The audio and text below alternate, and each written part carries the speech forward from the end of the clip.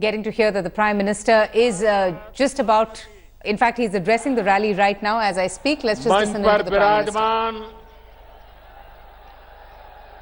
संसद में मेरे साथी और उत्तर प्रदेश भारतीय जनता पार्टी के अध्यक्ष, युवा नेता श्रीमान केशव प्रसाद जी मौर्य, हम सबके मार्गदर्शक भारतीय जनता पार्टी के वरिष्ठ नेता आदरणीय डॉक्टर मुरली मनोहर जोशी जी, केंद्र में मंत्री परिषद के मेरे साथी साध्वी निरंजन ज्योति जी,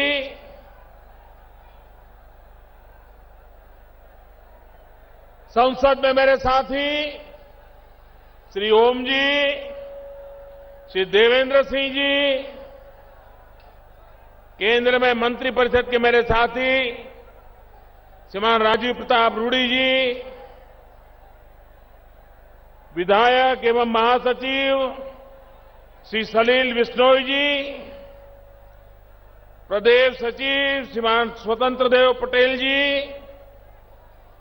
श्रीमान विजय बहादुर पाठक जी, मानवेंद्र सिंह जी, कौशलेंद्र सिंह पटेल, बाबूराम निषाद,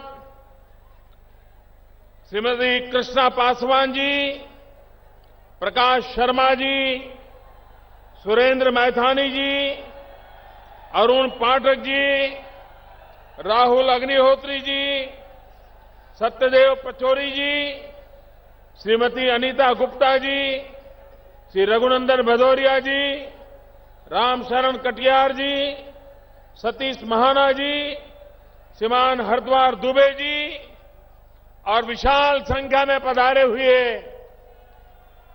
मेरे प्यारे भाई और बहनों,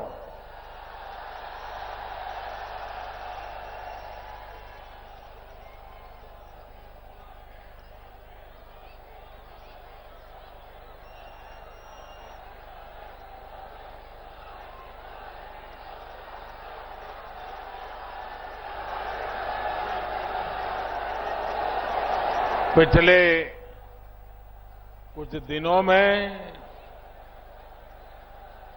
मुझे उत्तर प्रदेश में जहां जहां जाने का सौभाग्य मिला है, मैं देख रहा हूं उत्तर प्रदेश में परिवर्तन की लहर नहीं, परिवर्तन की आंधी चल पड़ी है, आंधी चल पड़ी। ऐसा लग रहा है कि आने वाले चुनाव में उत्तर प्रदेश का हर नागरिक परिवर्तन का संकल्प पूर्ण करने के लिए जी जान से जुट गया है। भाइयों बहनों, आपके बीच आने से पहले मुझे भारत सरकार के कार्यक्रम में शरीक होना था। यहीं पर पास में ही उस कार्यक्रम का समारोह था। अनेक प्रकार की नई योजनाएं खास करके उत्तर प्रदेश के नौजवानों के लिए,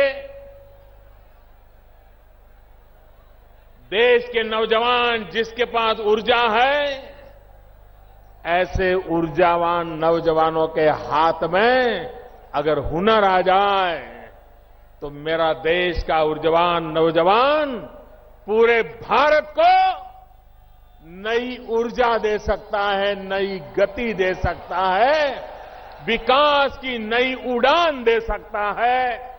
और इसलिए आज यहां पर स्किल डेवलपमेंट के अनेक योजनाओं का आरंभ किया है। पूरे देश में भी अनेक कार्यक्रमों को आज लॉन्च किया गया है।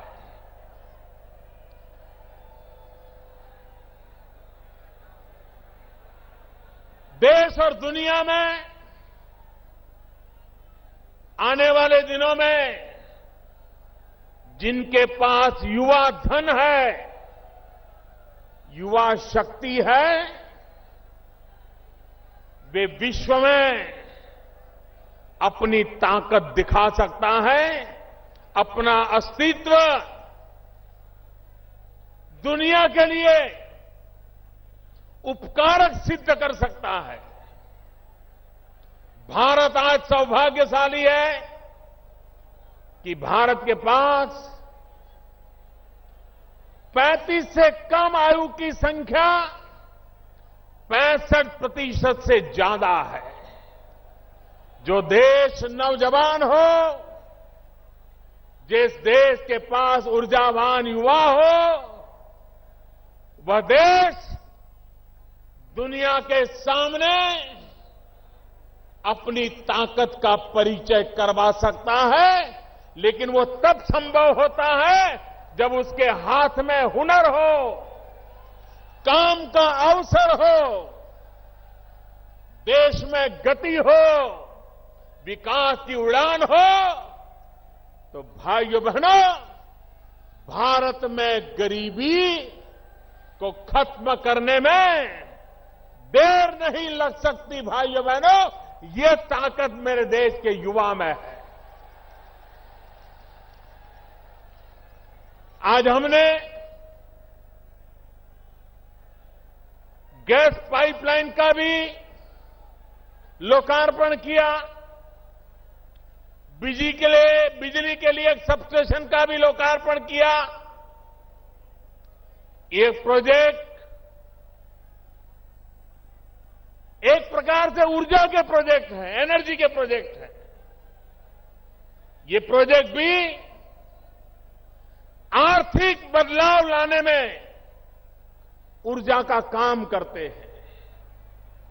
भाइयों बहनों, आपने देखा होगा, ये उत्तर प्रदेश का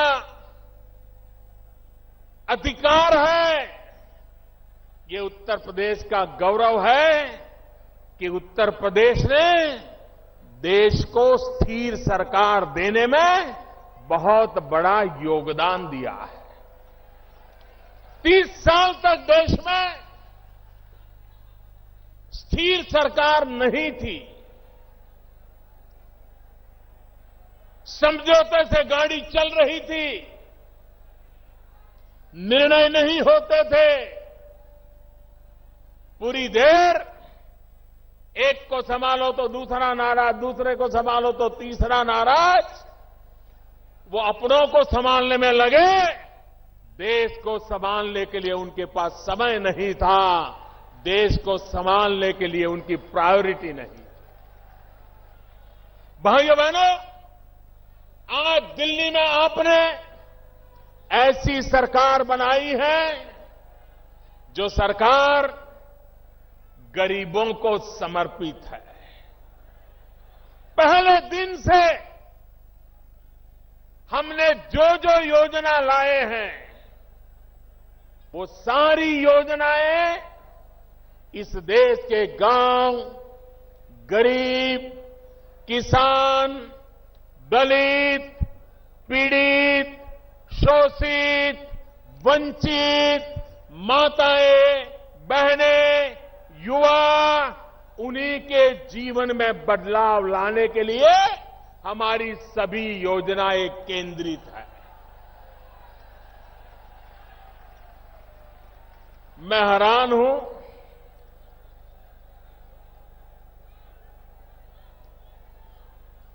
एक तरफ हम देश को भ्रष्टाचार से मुक्त कराने की लड़ाई लड़ रहे हैं, काले धन से देश को मुक्त कराने की लड़ाई लड़ रहे हैं। हमारा एजेंडा है भ्रष्टाचार बंद हो, हमारा एजेंडा है काला धन बंद हो, लेकिन उनका एजेंडा है संसद बंद हो, संसद बंद हो, संसद बंद हो। पूरा महीना संसद चलने नहीं दी।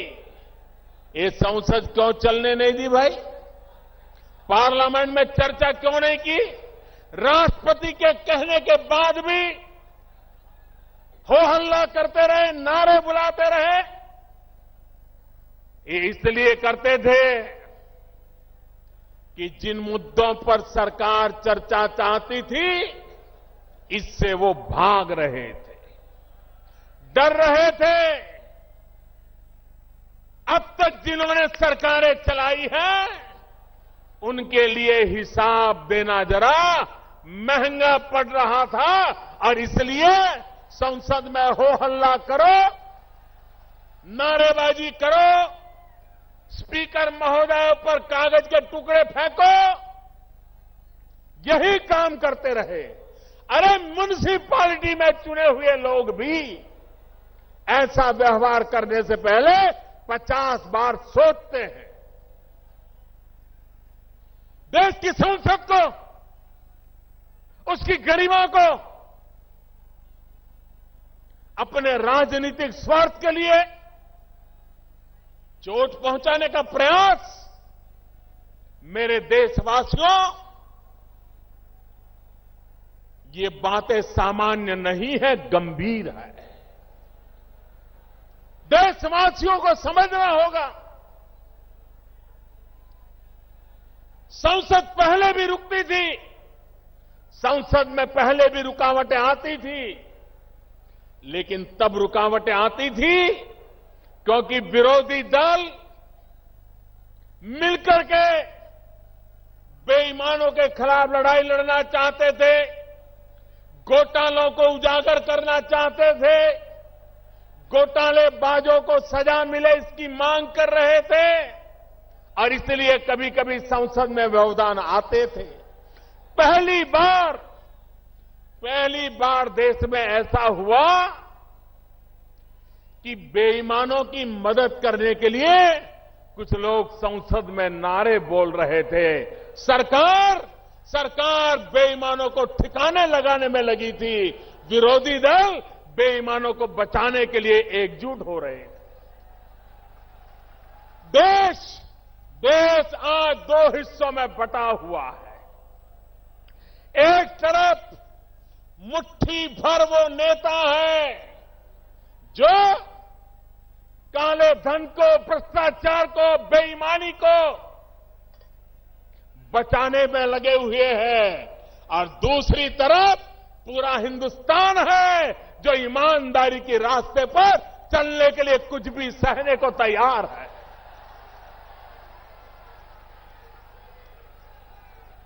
भाइयों बहनों,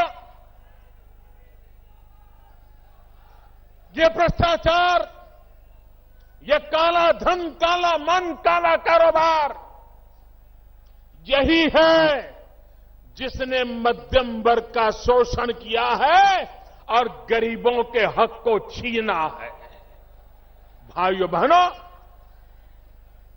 आज दिल्ली में ऐसी सरकार बैठी है जो गरीबों को हक दिलाना चाहती है, जो मध्यम वर्ग को शोषण से मुक्त कराना चाहती है, जो देश में ईमानदारी के रास्ते पर आगे बढ़ना चाहती है और देशवासी जिस ईमानदारी के लिए पहचाने जाते हैं उसको लेकर के एक नई ताकत खड़ी करना चाहती है। लेकिन भाइयों बहनों, जिनको आदत बेईमानी की पड़ी है, जिनको आदत गलत काम करने की पड़ी है, उनसे अब देश ज्यादा अपेक्षा नहीं कर सकता।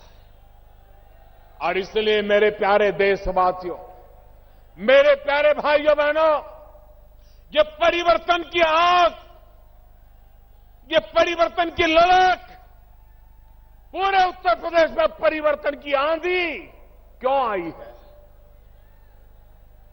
यहां के लोग गुंडागर्दी से तंग आ चुके हैं, तंग आ चुके हैं।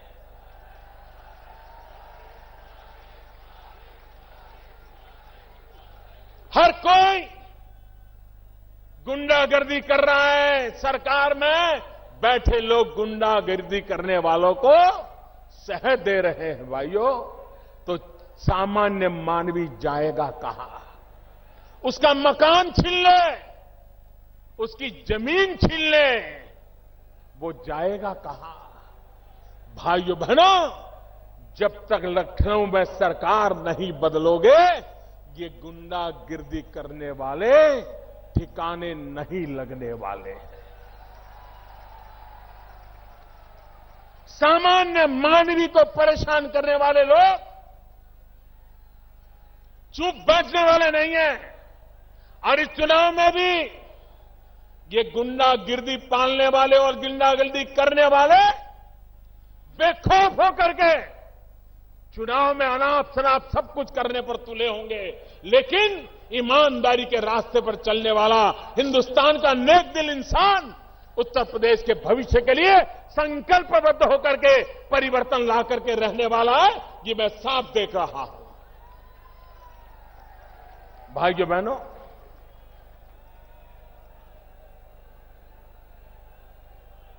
मैं आज हमारे देश के चुनाव आयोग का भी अभिनंदन करता हूं। उन्होंने देश के राजनीतिक दलों को भी काले धन से मुक्ति के लिए आह्वान किया है। भारतीय जनता पार्टी इसका स्वागत करती है। भाइयों बहनों, संसद के सत्र के पहले ऑल पार्टी मीटिंग में सभी राजनीतिक दलों के सभी वरिष्ठ नेताओं के बीच में मैंने उनके सामने आग्रह से कहा था कि देश ईमानदारी चाहता है, देश ईमानदारी के रास्ते पर आगे बढ़ना चाहता है। राजनीतिक दल, राजनेता, उनके प्रति जनता के दिल में अविश्वास भरा पड़ा है। लोकतंत्र में हम राजनेताओं की, राजनीतिक दलों की जिम्मेवारी है कि हम जनता को ईमानदारी का विश्वास दिलाएं। और मैंने कहा था कि इस बार संसद में हम खुल करके चर्चा करें, दो विषयों पर खुल करके चर्चा करें कि पॉलिटिकल पार्टियां, राजनीतिक दल, उनको चंदा कैसे मिलना चाहिए, ये चंदे का हिसाब किताब कैसे होना चाहिए, देश की जनता के सामने ये चंदे के संबंध में राजनीतिक दलों पे जो उंगलियां उठी रही है, क्या देश की जनता की इच्छा आकांक्षा के अनुकूल हम मिलकर के कोई रास्ता खोज सकते हैं कि नहीं खोज सकते? ये बात मैंने ऑल पार्टी मीटिंग में कही थी और मैंने आग्रह किया था कि सदन में इसकी चर्चा होनी चाहिए। मैंने दूसरी बात कही थी, जो हमारे देश के आदरणीय राष्ट्रपति जी ने भी अभी उसका उल्लेख किया। आदरणीय प्रणब मुखर्जी जी ने कहा कि हमारे देश में लोकसभा और विधानसभाओं के चुनाव अलग अलग होते हैं, उसके कारण देश पर बहुत बड़ा बोझ पड़ता है, काले धन के कारोबार को अवसर मिल जाता है। क्यों न देश में लोकसभा और विधानसभाओं के चुनाव साथ साथ कराने का वातावरण क्यों न बनाया जाए, व्यवस्था क्यों न खड़ी की जाए। आए दिन चुनावों के कारण गांव गांव में तनाव पैदा हो जाता है, सारी विकास की यात्रा रुक जाती है। अगर 5 साल में एक बार चुनाव हो, 5 साल सब सरकारें जो भी चुनकर आए वो काम करे। मैंने सभी पार्टियों को कहा था उस पर भी चर्चा होनी चाहिए, लेकिन सदन चलने नहीं दिया गया, क्योंकि ये दोनों बातें ऐसी थी कि जिससे ये चर्चा में भाग लेना नहीं चाहते थे। भाइयों बहनों, मैं इलेक्शन कमीशन से फिर से आग्रह करता हूं किस बात को आगे बढ़ाए, देश के राजनीतिक दलों पर दबाव पैदा करें, सबसे मिलकर के चर्चा करके करें और हमारी सरकार जो फैसला होगा, जो जनता के हित में होगा, ईमानदारी के पक्ष में होगा, उसको तुरंत लागू करने के लिए प्रतिबद्ध है, ये मैं विश्वास दिलाना चाहता हूं। भाइयों बहनों, भ्रष्टाचार और काले धन के खिलाफ लड़ाई हर प्रकार से हमें जीतनी है। भ्रष्टाचार और काले धन से देश को मुक्त कराना है। हमारे देश की बर्बादी के मूल में यही बीमारी है जिसने गरीब को गरीब रहने के लिए मजबूर किया है। और इसलिए भाइयों बहनों, आवश्यक है कि हम इस लड़ाई में एक सिपाही बनकर के देश के उज्जवल भविष्य के लिए काम करें। भाइयों बहनों,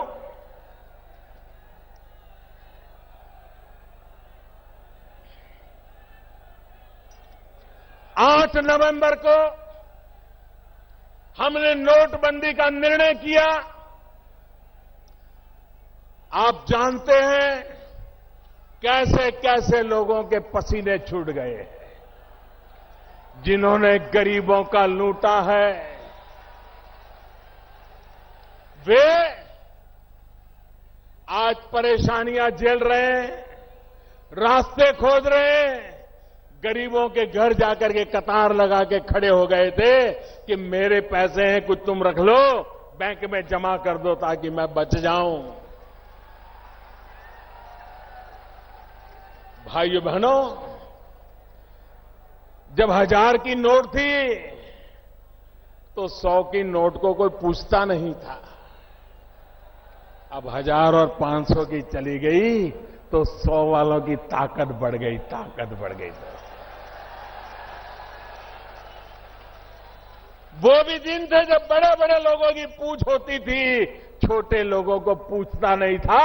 अब छोटी नोट भी पूछी जाती है, पूजी जाती है, छोटे लोग भी पूछे जाते हैं। ये बदलाव आया है। भाइयों बहनों, कांग्रेस पार्टी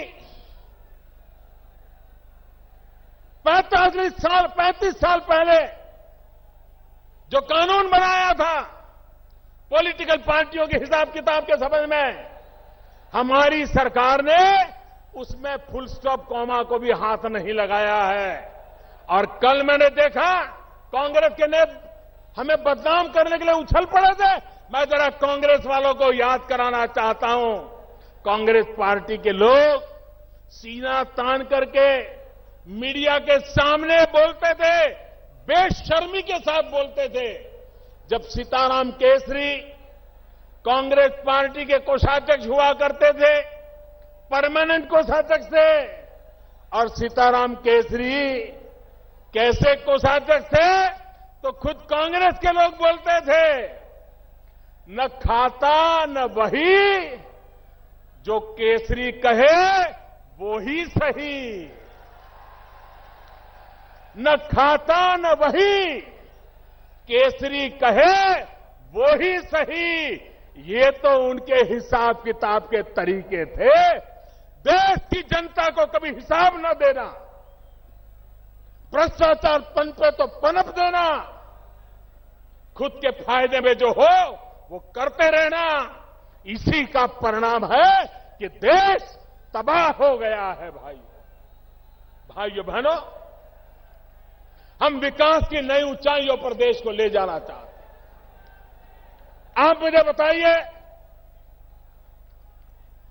आजादी के 70 साल बाद उत्तर प्रदेश में इतनी सरकारें आके गई, इतने सारे प्रधानमंत्री बने उत्तर प्रदेश से, उसके बावजूद भी उत्तर प्रदेश में करीब 1500-1600 गांव ऐसे हैं जहां पर 21वीं सदी में भी बिजली का खंभा नहीं पहुंचा, बिजली का तार नहीं पहुंचा, बिजली का लट्टू नहीं लगा।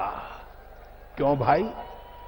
मेरे उत्तर प्रदेश के उन 1500-1600 गांवों का क्या दोष है कि उनको 18वीं शताब्दी में जीने के लिए मजबूर किया गया? क्या कारण है?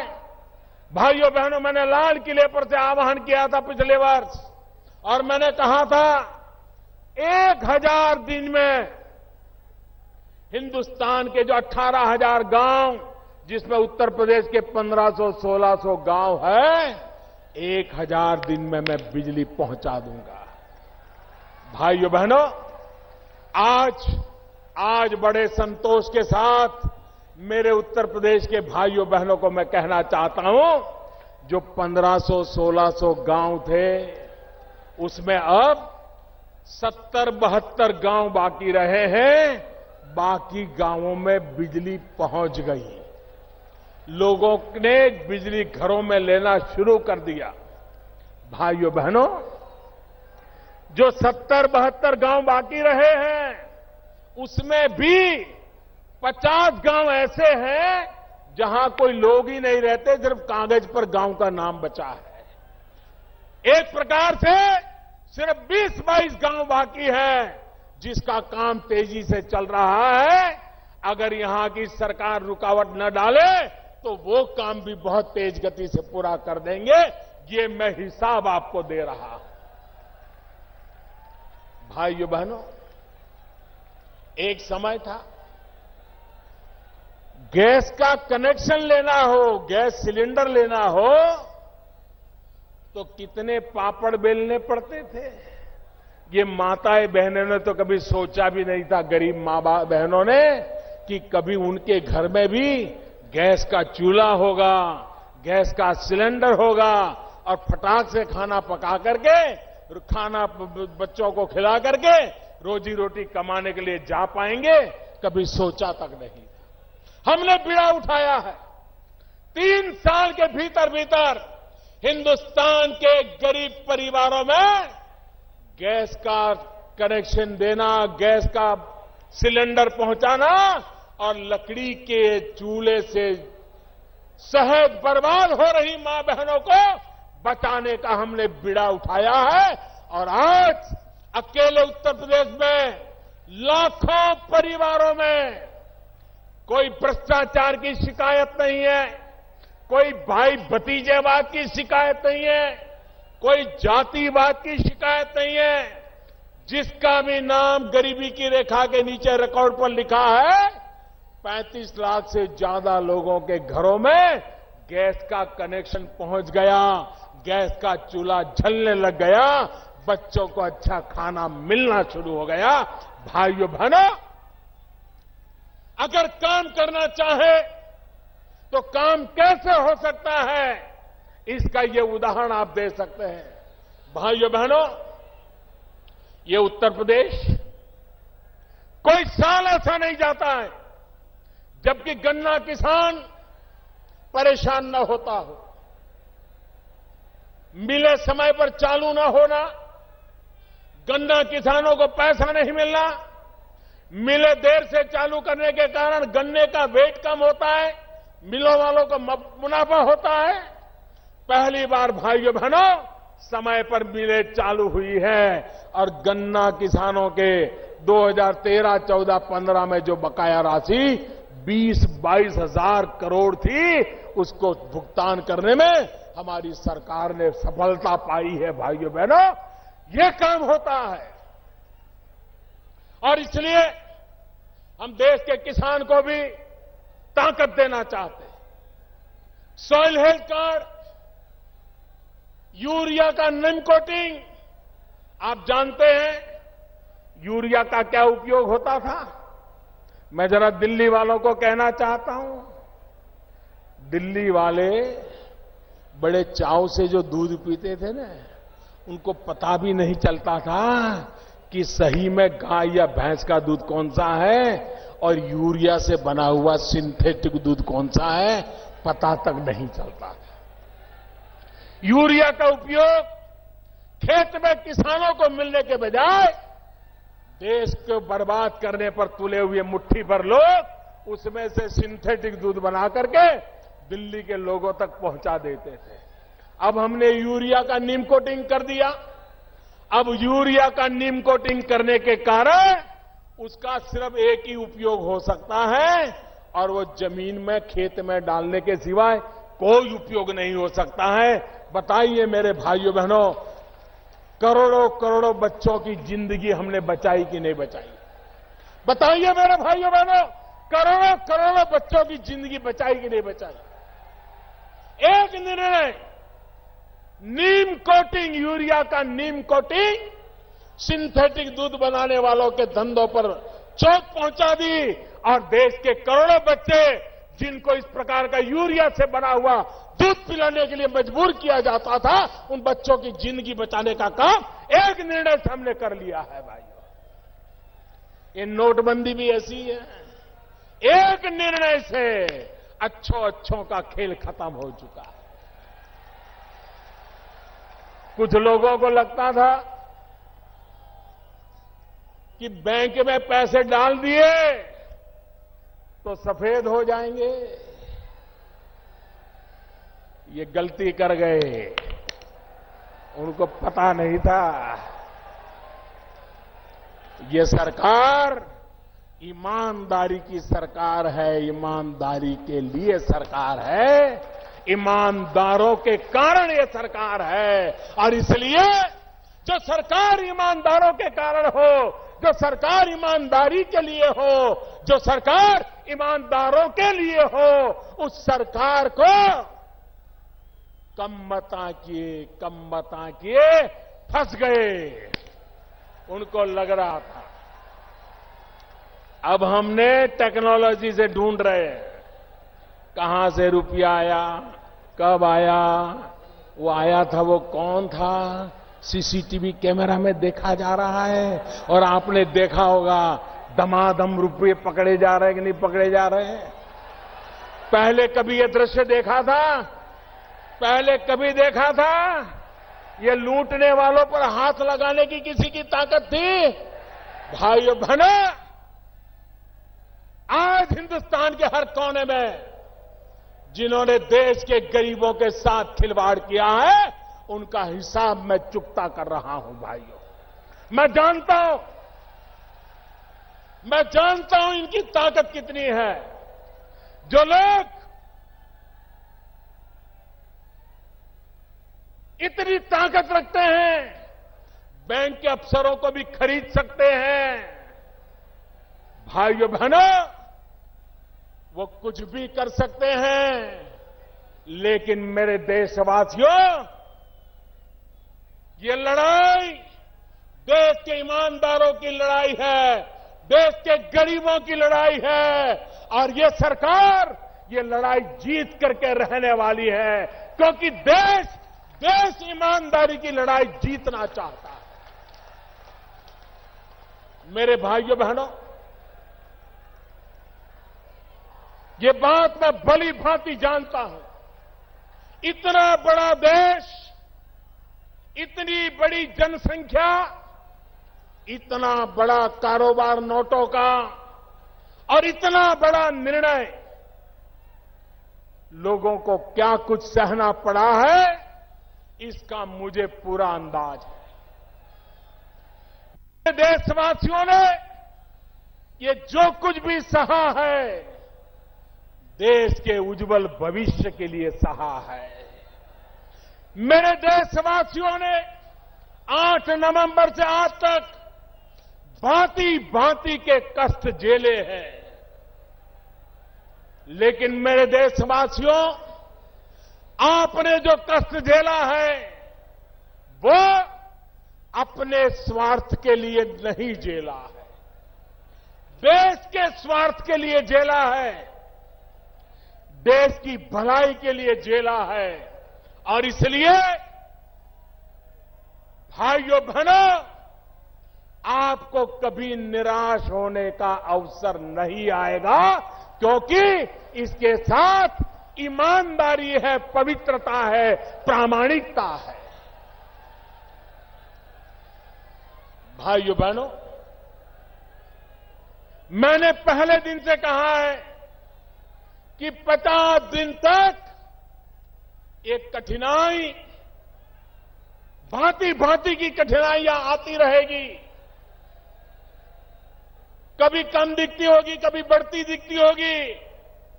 50 दिन तक ये होने वाला है, ये मैंने पहले दिन कहा था। और 50 दिन के बाद ये कठिनाइयां बढ़ना बंद कर देगी, बढ़ नहीं पाएगी। कठिनाइयां कम होने की शुरुआत हो जाएगी। ये मैंने पहले दिन कहा था, आज दोबारा कह रहा हूं। भाइयों बहनों, जो लोग एटीएम के ऊपर कतार लगा के खड़े रहते हैं, जो लोग बैंक में पैसे लेने जाते हैं, मैं जरा हमारे विरोधियों से कुछ सवाल पूछना चाहता हूं। एक तरफ वो कहते हैं कि लोगों का बैंक में खाता ही नहीं है, खाता ही नहीं है। दूसरी तरफ कहते हैं कि लोग बैंक में पैसे लेने, गरीब आदमी जाता है, उसको पैसा नहीं मिलता है। भाई एक चीज तो सच बताओ, एक तरफ कहते हो गरीब का खाता नहीं, दूसरी तरफ कहते हो गरीब पैसे लेने जाता है, मिलता नहीं। जनता को गुमराह करने के लिए झूठ क्यों बोलते हो? ये लोग, जब मैं कहता हूं digital, online, less cash, need based cash, भाइयों बहनों, एक जमाना था बड़ा चांदी का रुपया होता था तभी बाजार में चलता था। बदलते बदलते बदलते कागज की नोट तक रुपया आ गया। भाइयों बहनों, अब तो वक्त वो आया है कि हाथ लगाए बिना भी मोबाइल फोन से रुपयों का कारोबार किया जा सकता है। आपकी मोबाइल फोन ही आपकी बैंक बन जाती है। चाय पी करके मोबाइल फोन से पैसे दिए जा सकते हैं, चाय पीने वाले से मोबाइल से पैसा लिया जा सकता है, नोटों के बिना किया जा सकता है। जब मैं ये बताता हूं तो ये लोग क्या कहते हैं, कर इस देश में कहां लोगों के पास मोबाइल फोन है, इस देश में कहां ये है। यही लोग हर चुनाव में ये भाषण देते थे कि राजीव गांधी प्रधानमंत्री थे, वो हिंदुस्तान में कंप्यूटर युग लाए। राजीव गांधी प्रधानमंत्री थे, इस देश में मोबाइल फोन लाए। राजीव गांधी प्रधानमंत्री थे, इस देश के गरीबों के हाथ में उन्होंने मोबाइल फोन दे करके एम्पावरमेंट किया। यही भाषण ये लोग करते थे। लेकिन अब जब मैं कह रहा हूं कि मोबाइल फोन को बैंक बना दो, तो कहते हैं मोबाइल फोन है ही कहां, गरीब के पास मोबाइल है कहां। इतना झूठ बोलते हो आप लोग। यही लोग ढोल पीटते थे कि राजीव गांधी ने मोबाइल फोन दिया। अब मैं कहता हूं मोबाइल फोन का बैंक बनेगा, तो कहते हैं मोबाइल फोन है ही नहीं। आप इनको पहचानो, ये कितना झूठ बोलते हैं। ये लोग गुमराह कैसे करते हैं, लोगों को भड़काने का काम कैसे करते हैं। भाइयों बहनों, ये सरल कारोबार है और भारत सरकार ने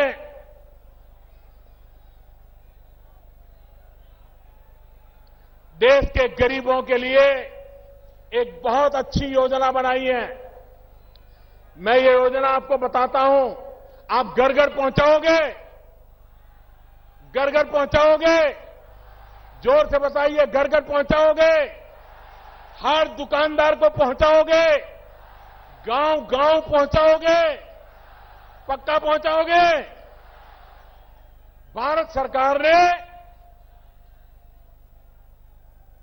ये ऑनलाइन पेमेंट के लिए, ई वॉलेट के लिए, डिजिटल करेंसी के लिए, मोबाइल बैंक के लिए एक बहुत बड़ी योजना बनाई है।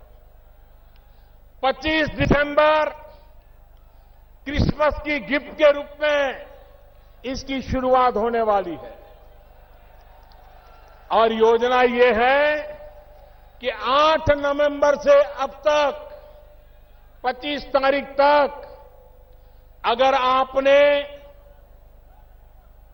अपने डेबिट कार्ड से, क्रेडिट कार्ड से कोई खरीदी की होगी, आपने मोबाइल फोन के वॉलेट से कोई खरीदी की होगी, तो उसका एक विशिष्ट नंबर जनरेट होता है। इन सारे नंबरों का 25 तारीख को ड्रॉ निकलेगा, इनाम का ड्रॉ निकलेगा और 15,000, कम नहीं, 15,000 लोग जिनका नंबर लगेगा उनके खाते में सरकार की तरफ से 1,000 रुपया जमा हो जाएगा।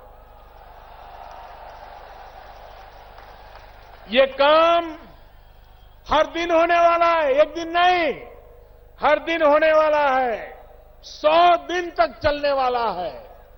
मतलब कि हर दिन नए 15,000 लोग, जिसको एक बार मिल जाएगा उसको दोबारा नहीं मिलेगा। हर दिन 15,000 लोगों को 1-1 हजार रुपया उनके खाते में जाएगा। 100 दिन में 15 लाख परिवारों में 1-1 हजार रुपया पहुंच जाएगा। दूसरा, 7 दिन के बाद 30 दिसंबर को एक बड़ा ड्रॉ होगा, जिसमें लाखों रुपया के इनाम दिए जाएंगे। और 3 महीने के बाद 14 अप्रैल डॉक्टर बाबा साहब आंबेडकर की जन्म जयंती पर एक बम्पर ड्रॉ होगा और 8 नवंबर से लेकर के 14 अप्रैल तक जिसने भी इस प्रकार से कारोबार में खरीद बिक्री की होगी उनको करोड़ों करोड़ों रुपयों का इनाम दिया जाएगा। भाई, ये तो हो गया ग्राहक के लिए, लेकिन दुकानदार के लिए भी इनाम है। जो दुकानदार ये मोबाइल फोन से माल बेचता है, डेबिट कार्ड, क्रेडिट कार्ड से माल बेचता है, उसका भी अलग नंबर निकलेगा और उसका भी ड्रॉ होगा और हर सप्ताह उसको हजारों रुपयों के इनाम दिए जाएंगे। ये हर सप्ताह होता रहेगा। व्यापारियों को भी इनाम मिलेगा, ग्राहक को भी इनाम मिलेगा, लेकिन ये इनाम बड़े लोगों के लिए नहीं है। ये इनाम छोटे लोगों के लिए है। जो 50 रुपये से ज्यादा खरीद करता है और जो 3,000 रुपये से कम खरीदता है, उसी को इसका लाभ मिलेगा। 3,000 से ज्यादा खर्च करने वाले को इनाम की जरूरत नहीं होती है। ये गरीब के लिए है, गरीब के लिए। उसी प्रकार से दुकानदार जिसका साल भर का कारोबार 2 करोड़ रुपए से कम है, उस दुकानदार को ही इनाम मिलेगा। बड़े बड़े अरबों खरबों रुपयों के दुकानदारों को इसका लाभ नहीं मिलेगा। छोटे छोटे लोग, धोबी होगा, मोची होगा, दर्जी होगा, दूध बेचने वाला होगा, चाय बेचने वाला होगा, कपड़े बेचने वाला होगा, किराने बेचने वाला होगा, बिस्किट बेचने वाला होगा, छोटे छोटे लोग, ऐसे छोटे छोटे दुकानदारों को ये इनाम मिलने वाला है।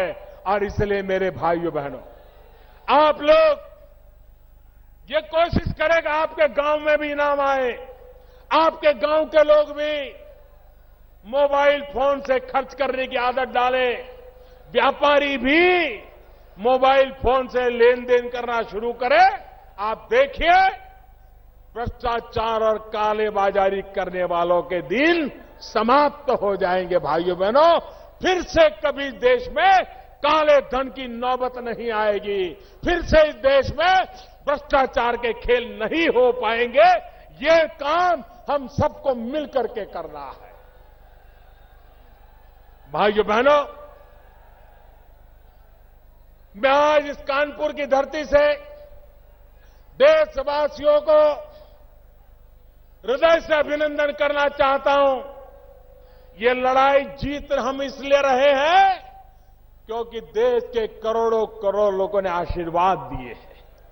ईमानदारी की लड़ाई आगे इसलिए बढ़ रही है कि करोड़ों करोड़ों गरीब देशवासियों ने, मध्यम वर्गीय लोगों ने, ईमानदार लोगों ने देश के लिए कष्ट झेला है। घंटों तक कतार में खड़े रहे, लोगों ने आकर के उनको उकसाने की कोशिश की, राजनेताओं ने भड़काने की कोशिश की, भांति भांति की बातें चलाई गई, लेकिन कश्मीर से कन्याकुमारी, अटक से कटक, पूरा हिंदुस्तान ईमानदारी के साथ खड़ा रहा। इससे बड़ा किसी देश का सौभाग्य नहीं हो सकता। भाइयों बहनों, मैं मीडिया के मित्रों से भी आग्रह करता हूं, मैं पत्रकारिता जगत से भी आग्रह करता हूं, मैं इंटेलेक्चुअल वर्ल्ड से भी आग्रह करता हूं, लिखने पढ़ने की ताकत वालों से भी आग्रह करता हूं। आप दुनिया को बताओ, ये 125 करोड़ का देश, कई लोग ऐसे हैं जिनको स्कूल कॉलेज जाने का सौभाग्य नहीं मिला है, अशिक्षा है, गरीबी है, उसके बावजूद भी 125 करोड़ का देश ईमानदारी की लड़ाई के लिए, कष्ट झेलने के लिए तैयार हुआ है। ये दुनिया के लिए बहुत बड़ी खबर है, बहुत बड़ा अजूबा है। दुनिया में कहीं ये संभव नहीं हो सकता जो मेरे देशवासियों ने करके दिखाया है। उनके जितने गीत गाए उतना कम है, उनके जितने गुणगान करे उतना कम है। दुनिया को भारत की ताकत का परिचय कराए उतना कम है। और इसलिए मैं बुद्धिजीवियों से कहना चाहता हूं कि भारत के गरीब ने, भारत के अनपढ़ व्यक्ति ने, भारत के ईमानदार व्यक्ति ने जो ताकत दिखाई है, उससे जरा दुनिया को परिचय करवाइए।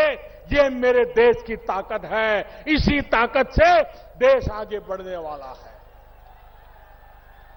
भाइयों बहनों,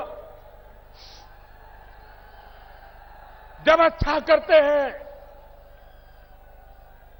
तो तप करना पड़ता है, तपस्या करनी पड़ती है और तप झेलना भी पड़ता है। मेरे देशवासियों ने अद्भुत कमाल की है भाइयों, अद्भुत कमाल की। इतिहास इस घटना को इसलिए याद नहीं करेगा कि कौन प्रधानमंत्री था और किसने निर्णय किया था। इतिहास इस घटना को इस रूप में देखेगा कि 125 करोड़ का देश ईमानदारी के लिए कैसे खड़ा हो गया था। यह इतिहास दर्जित करने वाला है। इस लड़ाई का विजय किसी प्रधानमंत्री का नहीं है, इस लड़ाई का विजय किसी दल का नहीं है, इस लड़ाई का विजय किसी सरकार का नहीं है। ये लड़ाई का विजय ईमानदार देशवासियों का विजय है, ईमानदारी का विजय है। ईमानदारी पर देश को आगे ले जाने की लड़ाई का विजय है। और इसलिए मेरे प्यारे भाइयों बहनों, आपने जो आशीर्वाद दिया है, इसको मैं शत नमन करता हूं। मुझे फिर एक बार भाइयों बहनों, मुझे बताइए, हाथ ऊपर करके बताइए, ईमानदारी की लड़ाई लड़नी चाहिए कि नहीं लड़नी चाहिए? बेईमानी खत्म होनी चाहिए कि नहीं होनी चाहिए? भ्रष्टाचार जाना चाहिए कि नहीं जाना चाहिए? काला धन मिटना चाहिए कि नहीं मिटना चाहिए? काला धन के कुबेरों को सजा होनी चाहिए कि नहीं होनी चाहिए? देश का शुद्धिकरण होना चाहिए कि नहीं होना चाहिए? आप मुझे दोनों हाथ ऊपर करके आशीर्वाद दीजिए, आप मुझे आशीर्वाद दीजिए।